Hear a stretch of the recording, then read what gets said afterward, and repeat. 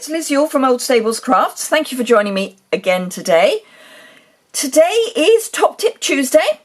So, my top tip, those of you who watched on Saturday will have had a sneak, probable suggestion of what the top tip was going to be.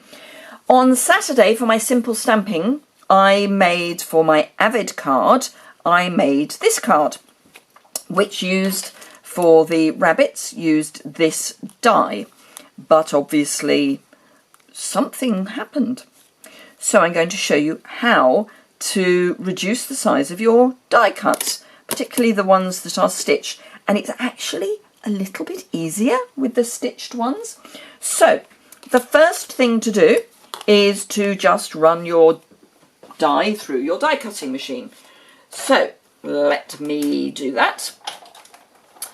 It's pretty simple stuff. You just run it through your die cutter. Lots of different varieties of die cutter, obviously. At the moment, at Stampin' Up, we don't have a die cutting machine that we have in our catalogue, but we are waiting for one of our own. Can't wait to get it. Don't know when it's going to arrive yet, though. So, hopefully you can see, I've deliberately done this in white because I reckon that white is one of the easiest colours to pick up the stitching. So we've got these dots around the outside. Those are going to be our friend, because to cut it down you decide on how small you want it, and I find it easier if you turn it over so you know roughly where you're going. So you go, okay, I want it that size. Now you can, if you want, at this point, grab some washi tape, and this is a very retired washi tape. So you can grab some washi tape and actually hold your die in place. Now, the thing is that when you pop it in, it actually grabs, because we've got these dies, these dots, they go into the holes that they've already die cut. So I'm pulling this.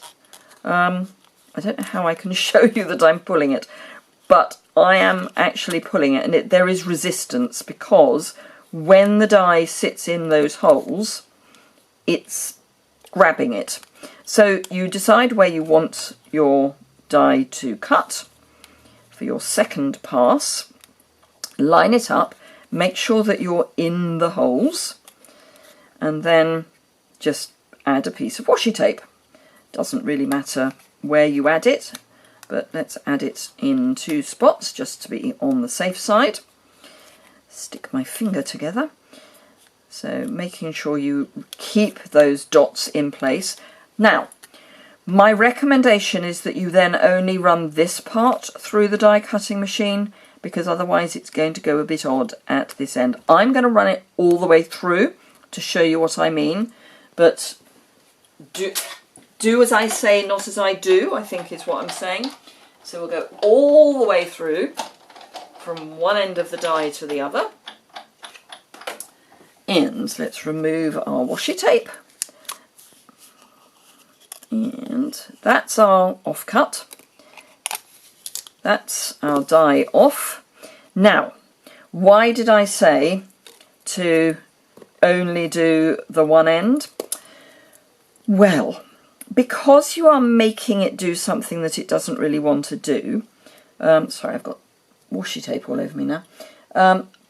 The downside is that you're not going to get the neat corner that you had, and if you only do it, if you only run through the part that you're cutting short, then you only get that not neat corner at the opposite end. So let me show you what I mean. I'll die cut it again so that I can show you the difference between the two.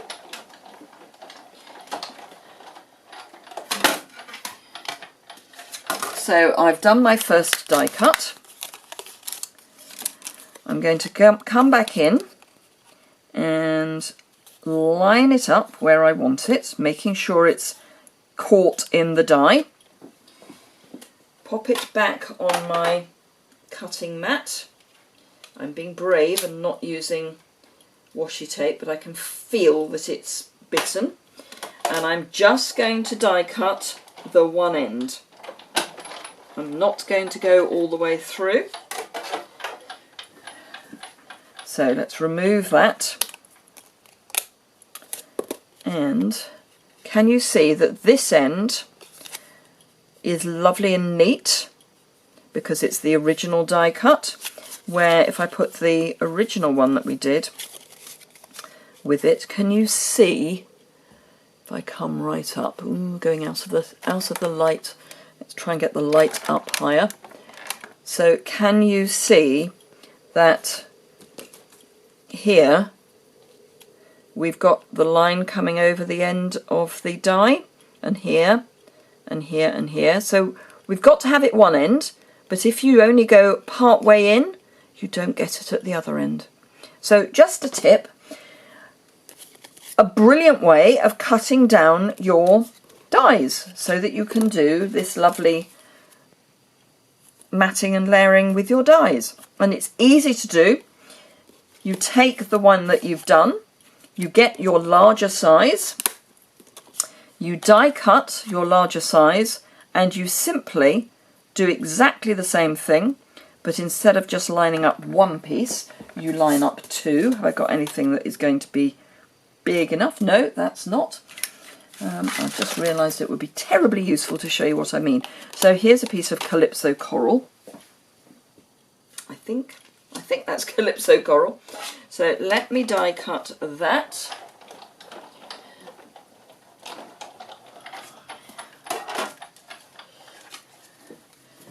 So to get the size I want, I simply pop the die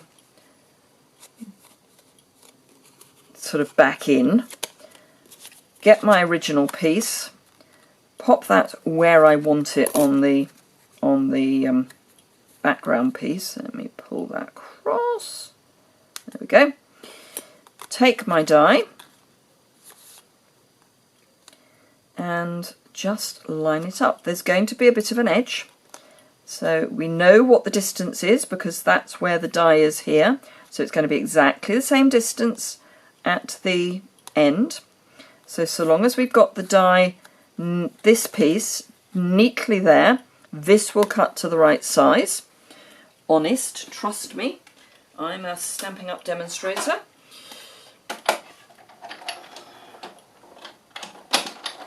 And again, I've just run the one end through, and here is our perfectly fitting mat. See, isn't that good? Just perfect. And clearly I cut them both the same size by some chance. So that's how you get this lovely look, but smaller than the original die. Well, that's 8 minutes of waffle for you, but I hope you found that interesting. And obviously you can do it with any of your dies. You can do it with some of the other shapes. The rectangles would work. Obviously a circle is a circle, so you just cut a smaller circle. But any of your longer shapes would work. So do bear that in mind, but it is easiest with your stitched dies because the teeth help get everything in place and help keep everything flat and straight. So there you go. Thank you very much indeed for watching me. If you would like any Stampin' Up! Products, please pop over to the online store, which is linked below. I only sell in the UK, but if you have a larger order, do think about the starter kit. It's always a really good bargain because for £99 or €129, she says, hoping she has got the right figures. It's definitely £99. I always go a bit wrong with the euros. Let me see if I can. Yep, €129, £99. You can purchase up to €175 or £130 of products. You get free shipping, you get catalogues, you get order forms, you get all sorts of stuff, so that if you want to turn this into a little business, you've got the wherewithal to do it. If you just want to be a hobby stamper, that is absolutely fine. I hate using the word just, but if you want to take advantage of the discount that you will get as a demonstrator, then becoming a demonstrator saves you a minimum of 20% net. So it seems like a no-brainer. Anyway, thank you very much indeed for watching, and I look forward to seeing you again soon. Bye!